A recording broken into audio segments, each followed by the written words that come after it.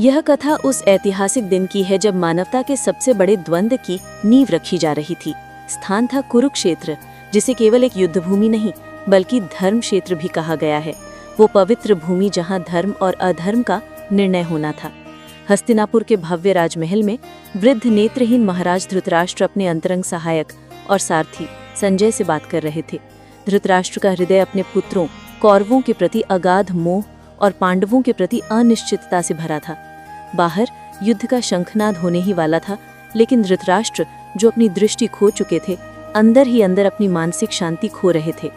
उन्होंने गहरे विषाद और उत्सुकता से संजय से पूछा, धर्म क्षेत्रे कुरुक्षेत्रे समवेता युयुत्सवः मामकः पांडवाश्चैव किम अकुर्वत संजय।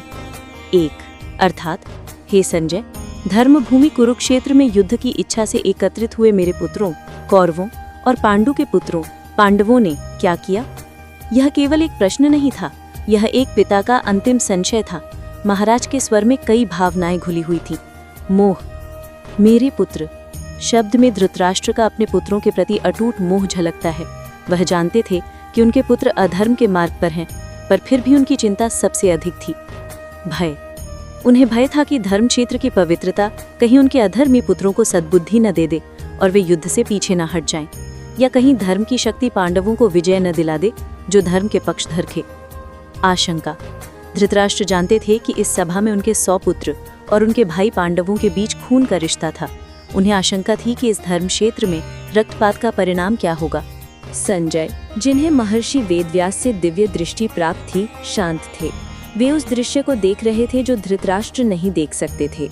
दोनों सेनाएं आमने सामने खड़ी थीं, जिनमें भीष्म, द्रोण, कर्ण जैसे महारथी और अर्जुन, भीम, युधिष्ठिर जैसे धनुर्धर शामिल थे। धृतराष्ट्र का प्रश्न अत्यंत महत्वपूर्ण था, क्योंकि ये महाभारत के युद्ध का केंद्रीय विषय स्थापित करता है। ये युद्ध केवल जमीन के लिए नहीं बल्कि धर्म की स्थापना के लिए लड़ा जाना था। संजय की चुप्पी ने धृतराष्ट्र के संशय को और बढ़ा दिया।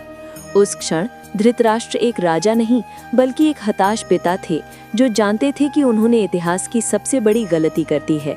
अपने पुत्रों को धर्म के पथ पर लाने में विफल रहे। इस एक श्लोक ने गीता का मंच तैयार किया। अब संजय धृतराष्ट्र को केवल एक युद्ध का वर्णन नहीं सुनाने वाले थे, बल्कि उन्हें स्वयं भगवान श्री कृष्ण द्वारा दिए गए अमर ज्ञान को सुनाने वाले थे। कुरुक्षेत्र में दोनों सेनाएं तो युद्ध करने के लिए एकत्रित हुई थीं, लेकिन जो असली कार्य हुआ वो था मोह, कर्तव्य और आत्मा की अमरता पर आधारित आध्यात्मिक क्रांति। धृतराष्ट्र का प्रश्न ही वो कुंजी बना जिसने हमें श्रीमद् भागवत गीता का अनमोल उपहार दिया।